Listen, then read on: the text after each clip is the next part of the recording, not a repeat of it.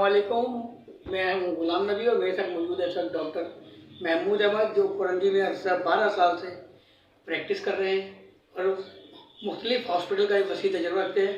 तो हम उनसे पूछेंगे नमूनिया के बारे में कि ये नमूनिया क्या है और ये किस तरह फैलता है, उसकी अलामत क्या होती है। तो डॉक्टर साहब, पहला मेरा सवाल आपसे ये है कि नमूनिया क्या है और ये कैसे फैलता है। वालेकुम अस्सलाम। आपने बहुत अच्छा सवाल किया है।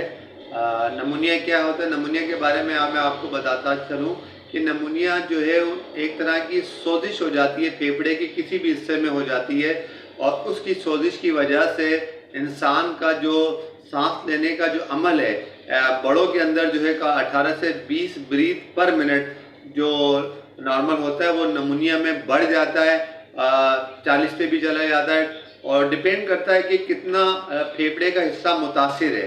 यानी कि सोजिश हो जाना फेफड़े के हिस्से पे, पूरा फेफड़ा भी नमूनिया की लपेट में आ सकता है, आधा भी आ सकता है और उसकी वजह से सांस लेने में दुश्वारी होती है और तनफ्फुस का अमल, सांस लेने का अमल बहुत तेज़ी से फैलता है। और अक्सर इसकी जो वजूहात जो होती है वो बहुत सारे किस्म के बैक्टीरिया हैं वो भी कराते हैं और वायरसेस हैं वो भी कराते हैं। तो डॉक्टर साहब, सेकंड सवाल मेरा ये आपसे कि नमूनिया की अलामत क्या है। नमूनिया की अलामत, जैसे कि गुलाम नबी भाई मैंने आपको बताया कि नमूनिया को हम इस तरह देखते हैं कि बड़ा एक आ रहा होता है तो उसके अंदर उसका जो सांस लेने का जो अमल है वो बढ़ा हुआ होता है, 20 से बढ़ के वो 30 दफ़ा तेज़ी से सांस ले रहा होता है और ये जो इंटरकॉस्टल मसल हैं इनमें डिप्रेशन हो रही होती है और ये जो गर्दन के एक्सेसरी मसल्स हैं वो खींच रहा होता है और पेशेंट को सांस लेने में दुश्वारी का सामना करना पड़ रहा होता है, लेकिन उसका जो सांस लेने की जो स्पीड है, ब्रीदिंग का पैटर्न है वो बढ़ जाता है।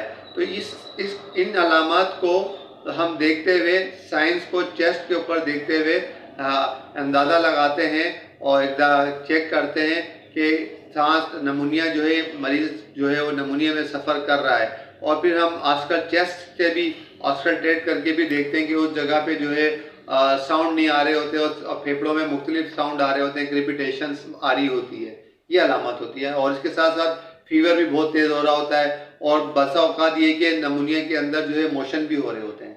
बड़ी अलामत जो है वो सांस की, लेकिन इसके साथ फीवर भी हो सकता है और लूज मोशन और वोमिटिंग के साथ भी आ सकता है। तो डॉक्टर साहब, हमारा अगला सवाल है नमूनिया से कैसे बचा जा सकता है। नहीं, नमूनिया से बच्चों में शरह मौत क्या है। हाँ, बहुत अच्छा सवाल किया है आपने। चूँकि पाकिस्तान एक थर्ड वर्ल्ड कंट्रीज़ है और अगर हम यहाँ पे देखा जाए तो पैदाइश से लेके 1 माह तक नमूनिया से मरने वालों की तादाद लाखों में है पाकिस्तान के अंदर। और ख़ास तौर पे जो दही इलाके हैं वहाँ पे बहुत ज़्यादा है, क्योंकि वहाँ पे सेहत की सहूलियात मैसर नहीं है और जो मुकम्मल जो इंक्यूबेटर मशीन वगैरह होती है, वेंटिलेटर मशीन होती है, वहाँ पे तमाम सरकारी अस्पतालों में कोई पुरसाने हाल नहीं है, वो तमाम सहूलतें मैसर नहीं है। और कराची चूँकि जो बड़े शहर है वहाँ पर भी मरने की तादाद बहुत ज़्यादा है। इसको कंट्रोल ऐसे किया जा सकता है कि माहौलियाती आलूदगी बहुत है, पॉल्यूशन बहुत है और इस पर काबू पाने की ज़रूरत है। और इसके साथ साथ जो है हाइजीन का कंडीशन को जो है देखना है। और अक्सर छोटे बच्चे ये होते हैं कि जो दूध पी रहे होते हैं, मदर फीड कर रहे होते हैं, वो वोमिटिंग के अंदर उल्टी में भी ले जाते हैं, पानी ले जाते हैं या जो मटेरियल होता है, फीड का मटेरियल होता है वो ले जाते हैं, वो फेफड़ों में जमा हो जाता है जिसकी वजह से सांस में दुश्वारी का सामना करना पड़ता है।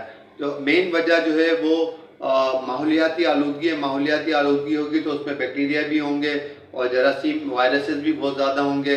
इनके ऊपर रोकथाम करने की ज़रूरत है।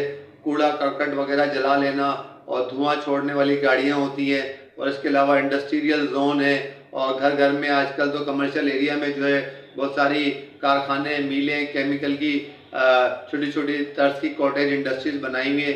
इनको रोकथाम करने की ज़रूरत है। इनको जो है कानून के इदारे हैं, लेबर्स हैं और लेबर का इदारा है जो इनको रोके, ताकि गली महलों में ये फैलेगा तो इससे जाहिर सी बात है कि नमूनिया भी फैलेगा, जरासीम होंगे, जरासीम जाएंगे, वो सोजिश पैदा करेंगे लंग्स के ऊपर, इसकी वजह से नमूनिया बढ़ता है। और शरह अमवात को जो है ये है कि जैसे बच्चे में तनफ्फुस का अमल बढ़े, तेज़ ले रहा है, फ़ौरन उसको अस्पताल लेके जाना चाहिए, अच्छे डॉक्टर के पास लेके जाना ही चाहिए। क्लिनिक के ऊपर विज़िट करें, क्लिनिक की ज़रूरत नहीं है, डॉक्टर अस्पताल में रेफ़र करेगा ताकि बर वक़्त उसको नमूनिया की अर्जेंट ट्रीटमेंट मिले और उसके तनफ्फुस के अमल को नॉर्मल किया जाए उसकी एज के हिसाब से। बड़ों में अलग है, छोटे बच्चों में अलग होता है, एज के डिपेंड करता है एज के ऊपर। और आखिरी सवाल डॉक्टर हमारा ये कि नमूनिया से होने वाली पेचीदगियाँ क्या है और इसमें ट्रीटमेंट क्या दी जाएगी?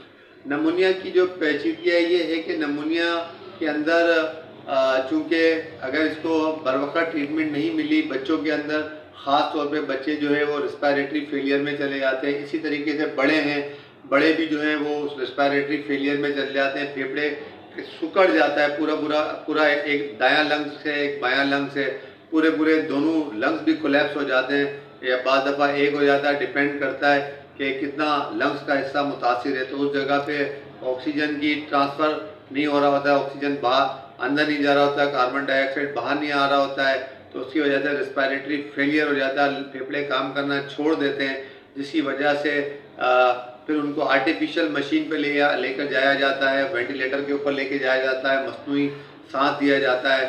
तो बहुत कम ऐसा होता है कि पेशेंट रिवर्स भी हो जाते हैं।